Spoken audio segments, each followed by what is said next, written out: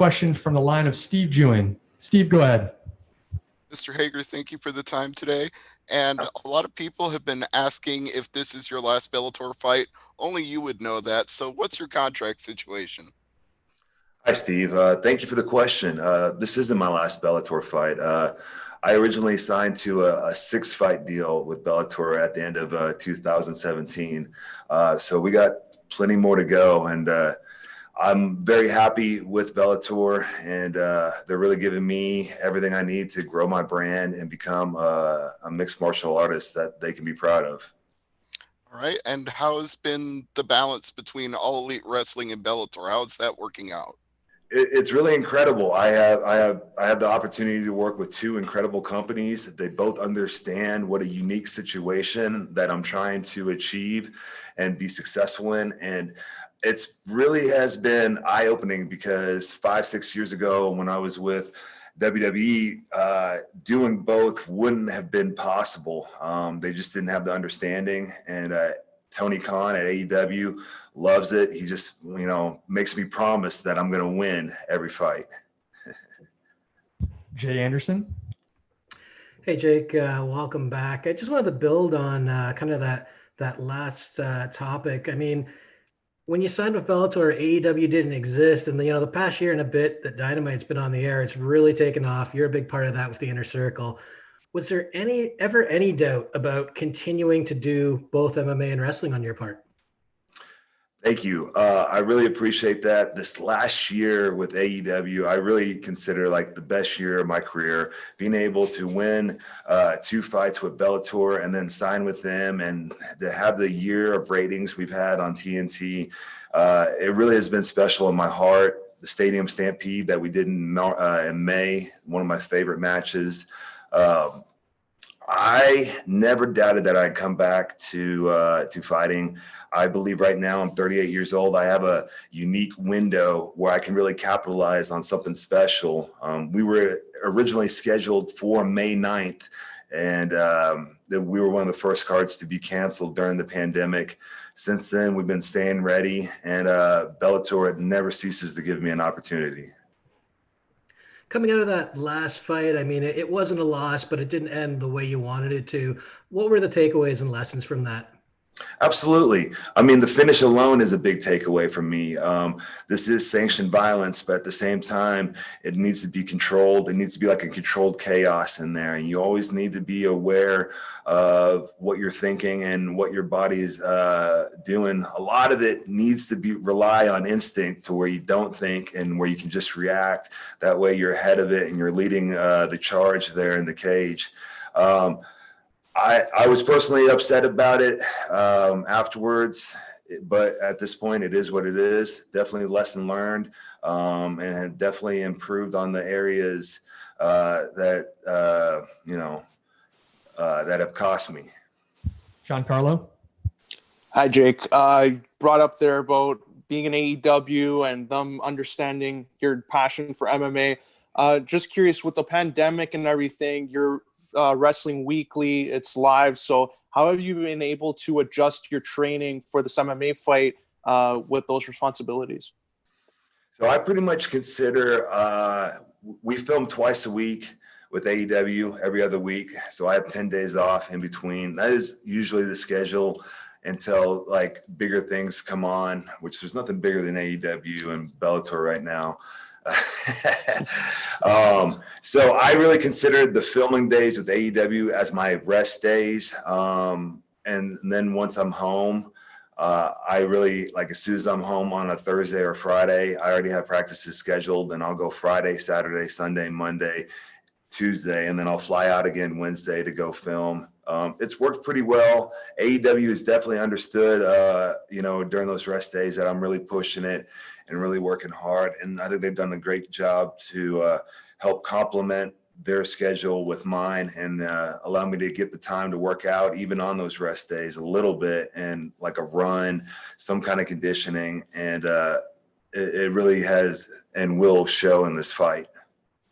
And final question for me. You brought up there about Tony Khan, like understanding, and when you were in WWE, this might not have been possible. So What's that conversation like with Tony Khan when you're telling him you have a scheduled fight for this date, and how is he maybe different than what Vince McMahon, that conversation would have been like with him? Well, the number one difference is the schedule. AEW films weekly television shows, so it's about 60 to 70 dates a year with the pay-per-views, maybe a little bit less, maybe a little bit more. At WWE, we were running over 200 dates a year, so at times I'm only home 36 hours.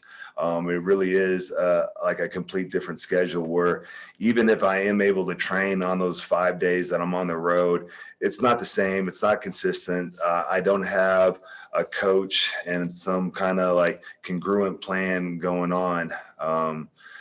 The conversation with Tony, like any conversation, is very easy. He's a great guy. I think his leadership really trickles down. He wants good people to work at AEW. So like talking to him is like sitting here talking with you guys right now. It's very casual.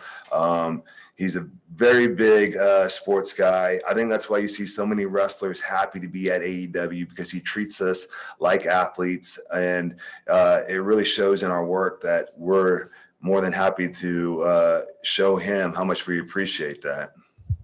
Ben?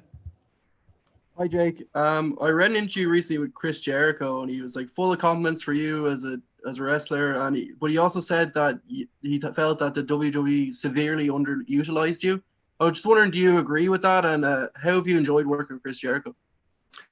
Oh man, like not only do I need to thank Chris Jericho, but the entire wrestling world, I feel like, needs to buy him a steak dinner.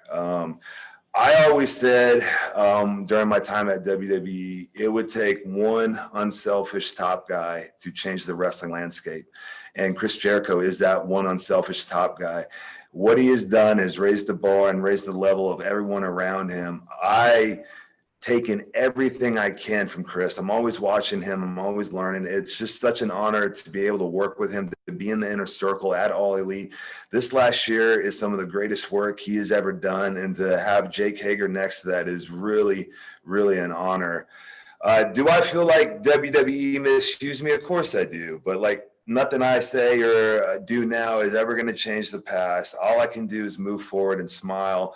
And sometimes that's difficult, but you know, when you're winning, it's not difficult at all. It's easy not to be, upset or still brittle about stuff that has happened.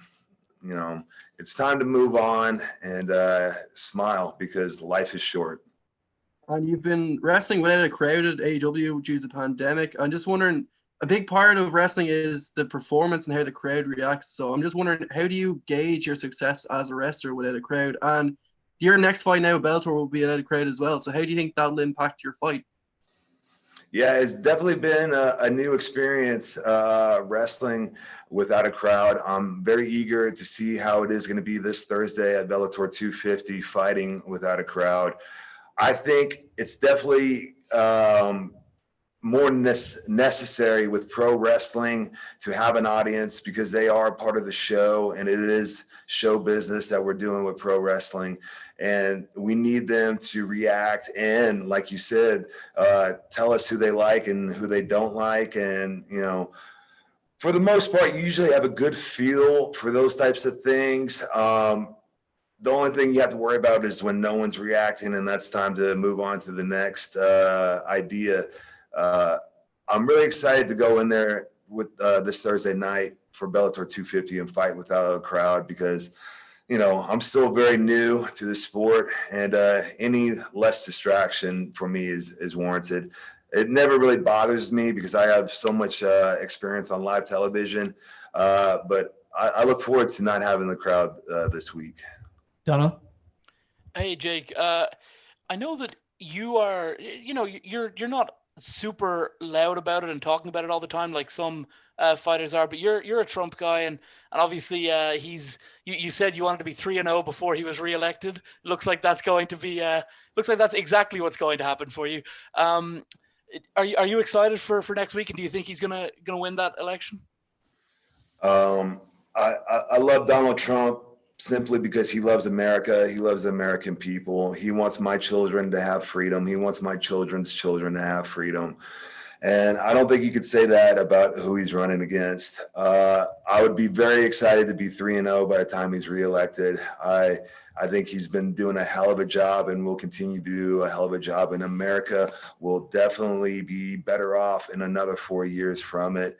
As far as the election goes, I'm very nervous. This is an unbelievable time that we're living in right now, where we can't get straight information, and we really have to dig in and find out what's true and what to believe in as the American people, because this is the greatest country on earth. Obviously, as well, like we mentioned, you're a Republican, but you were definitely willing to speak to Andrew Yang. You put that tweet out recently about the award that your former employer had won. What inspired you to feel that you should make a public statement on that? And have you had any sort of back and forth with Andrew Yang? I know that he's big in wrestling. He wants the best for the wrestlers, for wrestler pay and things like that. So have you had any back and forth, and what inspired you for that message? I simply tagged him into that tweet because he had mentioned talking about the independent contractor status and how WWE does that to so many of its roster. So I just added him in there because they were talking about, how great their business was. I really hope there is change. If I was a politician, I would definitely go across the aisle and talk to these people. I have no problem with it. I think Andrew Yang is a very young and up and comer and has a lot of potential, and I know a lot of people back him. I really hope he can. I really hope he can create change, but I also wish he was a Republican. All right, and our final question will come from the line of Lenny March. Lenny, go ahead. How's it going, Jake? How are you? Hey, Lenny, I'm good. Thank you. Good. Also at AEW, you've been around Mike Tyson. He's been at AEW recently. Has there been a chance that you'd be able to kind of learn a few techniques where you stand up with him? So right before that segment happened, we were backstage, during a commercial break, and we're about to go out, and Tyson comes through with his posse, and Rashad Evans was there, Henry Cejudo was there, and so we're just sitting there, talking trash to each other because we're all three, wrestlers, and I was begging Henry to try and low level me in front of the boys so I could take him down. He wouldn't do it.